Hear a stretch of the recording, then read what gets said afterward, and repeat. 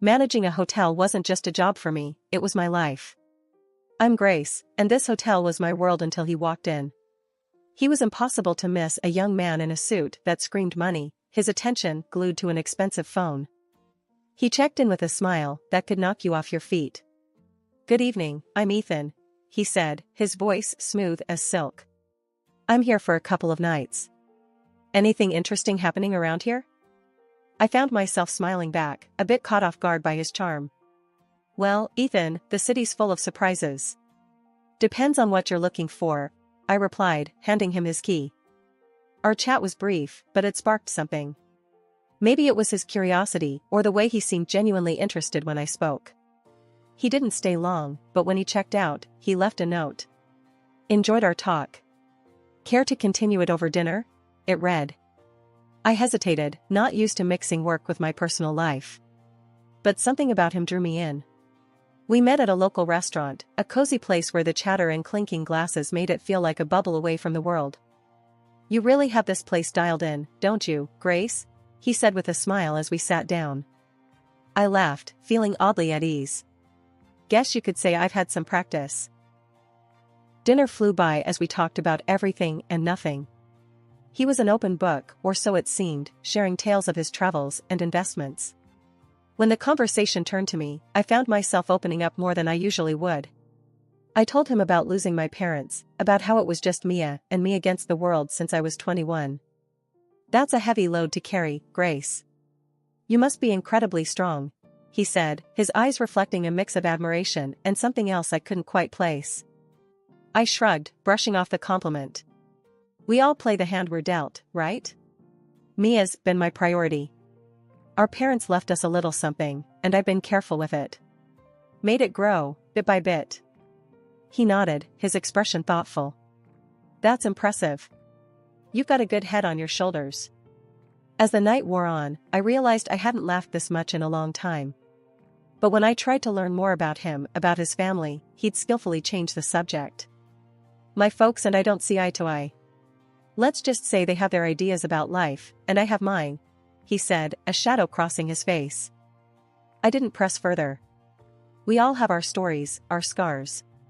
As the evening drew to a close, I found myself not wanting it to end. There was something about Ethan, something that made me feel alive in a way I hadn't in years. My life with Ethan felt like a whirlwind, each day a new adventure, every moment spent together filled with laughter and dreams of the future. He had this way of making the ordinary seem extraordinary, turning simple dinners into unforgettable evenings. "Ethan, I still can't believe how fast everything is moving," I said to him one evening as we sat in our favorite little cafe, the one with the dim lights and cozy corners. He reached across the table, taking my hand in his. "Grace, when something feels right, why wait? I've never been sure of anything in my life," he replied, his eyes holding mine with an intensity that sent shivers down my spine. "I know, it's just, everything's happening so fast. It's a lot to take in," I confessed, feeling a whirlpool of emotion swirling inside me. He squeezed my hand gently. "I get it, but trust me, Grace. I'm here for the long haul. I want to build a life with you, a future. And I want to start by making our wedding day the most memorable day of our lives." The way he spoke about our wedding, with such passion and certainty, it was hard not to get caught up in his vision. He painted a picture of a day so lavish and beautiful it took my breath away. "Imagine it, Grace. A ceremony that no one will forget, a celebration of our love. It's going to be perfect," he said, his voice filled with excitement. "And the honeymoon? You mentioned something about the most expensive hotel in the world?" I asked, a mix of curiosity and apprehension in my voice. His smile widened. "Yes, it's all part of the plan. But I need you to trust me, to take this leap with me. Your savings for the wedding, my funds for the honeymoon and our future home. Together, we'll make this a reality." I hesitated, the practical part of me screaming caution. But looking into his eyes, full of love and promise, I found myself nodding. "Okay, Ethan. Let's do it. Let's make this wedding a day to remember." As the weeks flew by, the wedding preparations became all-consuming. Ethan was a man of action, taking care of every detail, ensuring that our day would be nothing short of spectacular. And as I watched him, so full of life and determination, I couldn't help but fall even deeper in love. Ethan, you're amazing. The way you're handling everything, I don't know how to thank you, I said to him one evening, as we reviewed the list of guests and the lavish menu he'd planned. He pulled me close, his arms wrapping around me. Grace, seeing you happy is all the thanks I need. This wedding, it's just the beginning. Our life together is going to be even more beautiful. But amidst the whirl of excitement, there were moments when doubt crept in, whispering questions in the quiet of the night. Was I moving too fast? Was I getting swept away by the romance of it all? Every time those thoughts surfaced, Ethan's assurances were there to chase them away. His words, his promises, they were my anchor, holding me steady in the storm of uncertainty. The wedding prep had my days packed, but amidst the whirl of cake tastings and flower selections, I knew I needed Mia, my sister, my confidant, by my side. Since our parents passed, it had been us against the world, and her input meant everything to me, especially now. I called her up, hoping she could sneak away from the cafe she worked at. Hey, Mia, think you can ditch the aprons and coffee smells for some tulle and satin today? I half joked, my voice laced with hopeful anticipation. Mia's laughter came through the phone, light and familiar. For you, sis, I'll trade coffee stains for bridal trains any day. Give me an hour to wrap things up here, and I'm all yours. The bridal shop was a wonderland of white and ivory, dresses cascading like waterfalls of lace and silk. As I tried on gowns, Mia's presence was a calming force in the storm of satin and sequins. That one, Grace. It's like it was made for you, Mia said, her eyes lighting up as I stepped out of the dressing room in a gown that felt just right. I studied my reflection, the dress hugging every curve and cascading to the floor in a sea of soft fabric. You think? I feel. I don't know, like a real bride, I admitted, a smile creeping onto my lips. Mia's grin matched mine, but in a fleeting moment, I caught a shadow pass over her face, quick and troubling. Before I could question it, she was up and pulling a dress off the rack. Mind if I give this one a whirl? Just for kicks, Mia said, holding up a stunning gown that caught the light with every movement. I laughed, the sound a mix of surprise and delight.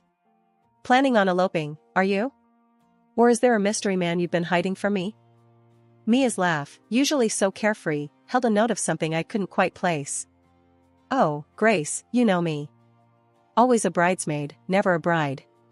But a girl can dream, can't she? She quipped, though her gaze darted away, hiding something. The day rolled on, a blend of laughter and whispers of silk.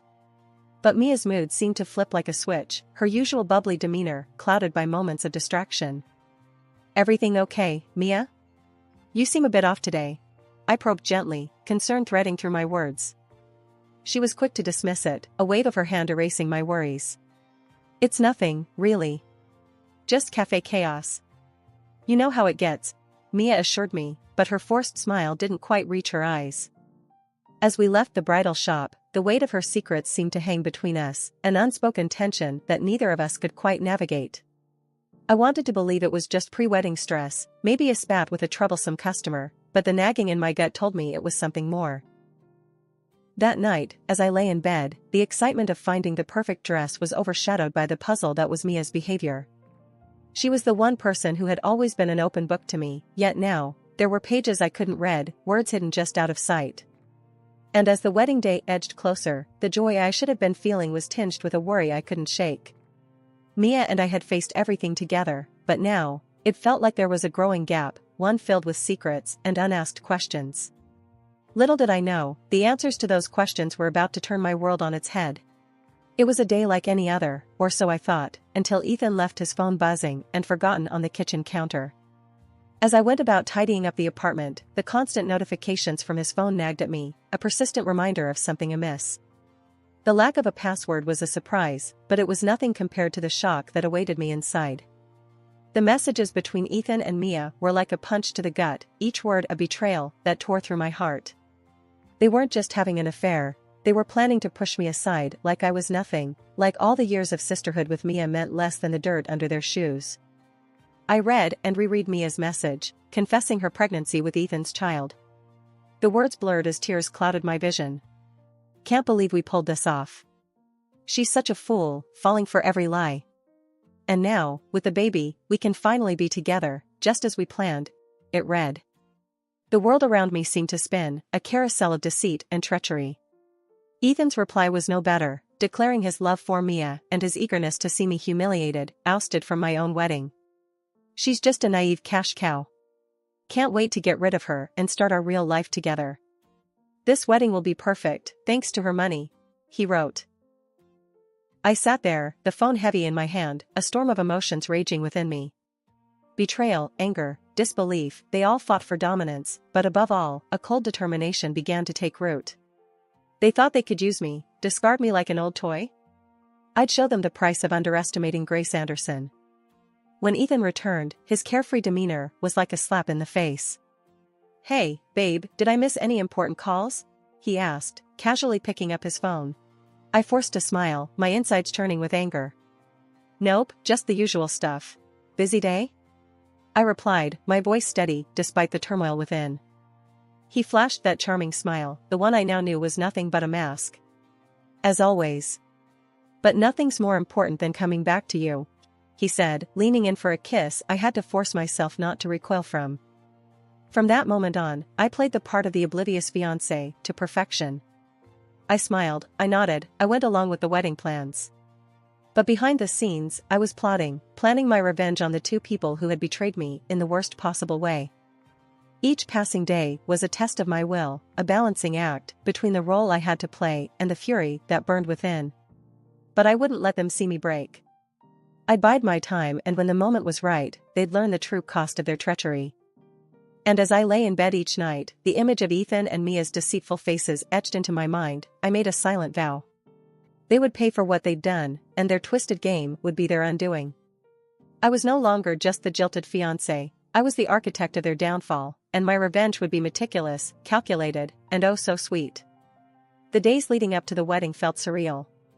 On the surface, everything was perfect, the flowers, the guest list, the dress. But beneath the facade of perfection was a storm brewing, a tempest of anger and betrayal that I held tightly within.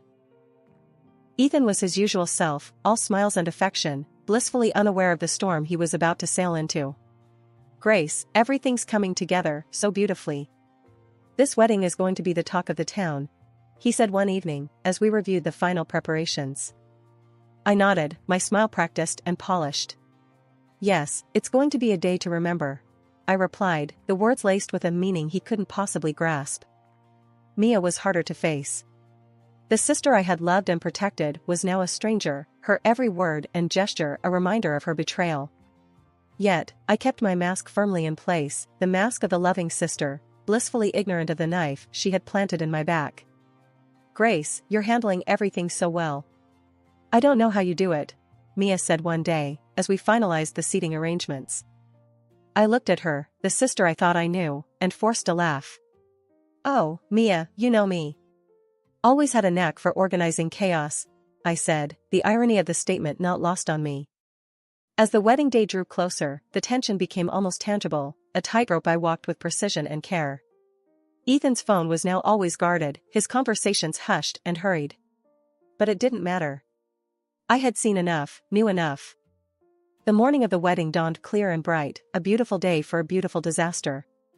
As I got ready, the reflection in the mirror showed a bride, serene and poised.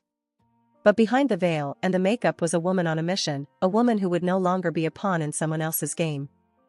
Mia's running late, huh?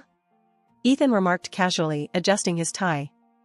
I met his gaze in the mirror, my eyes giving nothing away. Yes, but she'll be here. Wouldn't miss it for the world, I replied, the double meaning clear in my voice. He nodded, oblivious to the undercurrents. Well, she's always been a bit unpredictable. But today's about us, Grace. Our new beginning. I turned to face him, my smile a masterpiece of composure. Yes, Ethan. A new beginning indeed, I said, my heart steeling itself for what was about to come.